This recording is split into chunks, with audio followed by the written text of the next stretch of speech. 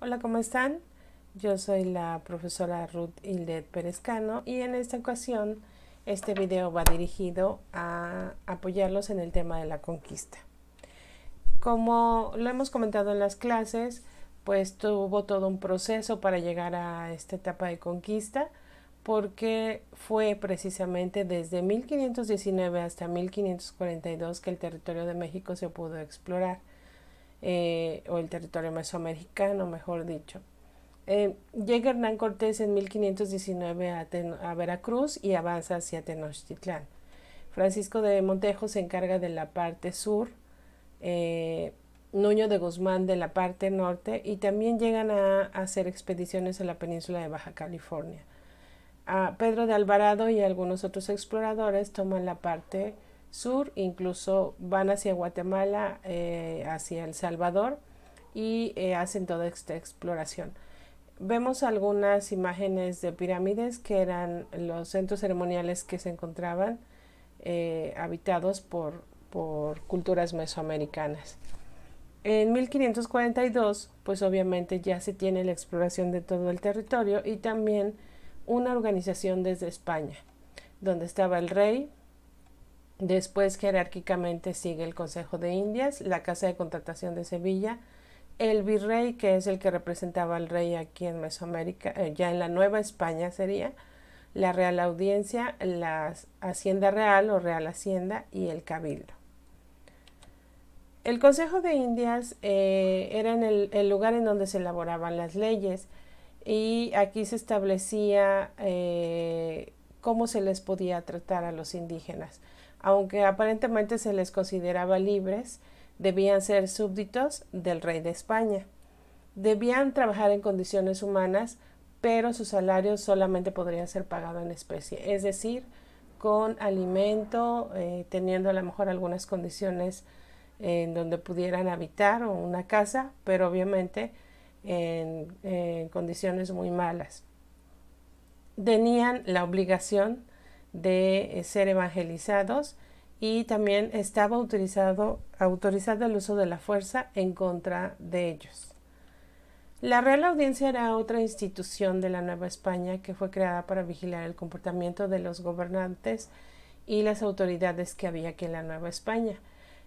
Había diferentes audiencias en todo el territorio de la Nueva España, en México, en Guatemala y en Guadalajara.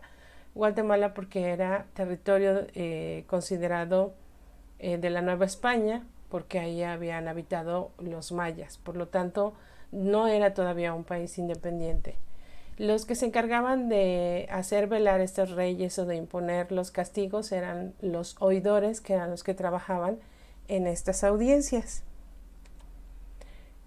Se hizo una organización de la Real Hacienda, o se trató de que todo el territorio se organizara en lugares que tenían un pedazo de tierra y una autoridad. Era muy parecida al feudalismo que vimos la semana pasada, y en donde había en este caso un terrateniente que era el señor feudal, y tenía a su cargo siervos, que en este caso eran los indígenas que habían habitado Mesoamérica. No tenían, aunque había leyes, no eran respetados los derechos. Llegaban a endeudarse completamente por las tiendas de raya. Su vida a veces dependía del capataz o del terrateniente. Y lo que sí era obligatorio para el terrateniente era darles evangelización. Siempre en la hacienda también estaba una iglesia, porque el diezmo o el pago del diezmo también era obligatorio. En esta época de la colonia se marcaron mucho las castas, o la mezcla de las razas que había. Y estas dependían del color de la piel, del dinero que tenían las familias o de dónde provenían esas familias precisamente. El lugar más alto pues estaban los españoles blancos, como les llamaban, o que también se les conoce como peninsulares porque venían de una península, y sus hijos nacidos acá ya se les consideraba criollos. Hasta la parte más baja de la escala social estaban los indígenas, los esclavos africanos, los mestizos, y recordemos que también habían traído de las Filipinas esclavos asiáticos. Entonces esa mezcla era la que formaba las castas con todos esas razas. Aquí tenemos un cuadro en donde nos da algunos ejemplos de español, de una mezcla de español con india. Nos daba un mestizo, de un mestizo con español castizo, y así vamos. Se generaron muchos nombres para estas casas: albino, mulato, tornatrás, morisco, chino, saltatrás, y la última, que era de un indio y un coyote, era la casta de los indios.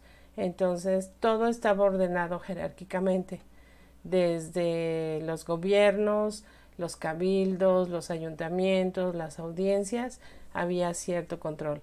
Aunque en la Nueva España, pues los que tenían precisamente el control económico eran los terratenientes y los que estaban en los puestos públicos, que solamente eran españoles. Los terratenientes podrían ser mestizos o criollos, pero obviamente abusaban del trabajo de los indígenas. Lo que vamos a hacer en esta ocasión, como producto de este día, va a ser que ustedes observen estas imágenes de castas: indígenas, criollos, mestizos, peninsulares, y podamos describir aquí sus características físicas y el tipo de vestimenta de cada una de estas castas. Lo van a hacer llegar a una servidora a través de WhatsApp. Les voy a dar las indicaciones por escrito para que podamos tener un producto de este día. Espero que esta explicación pues les haya ayudado, sobre todo a los alumnos que están a distancia y que pues están trabajando, pero siempre la explicación pues nos ayuda mucho.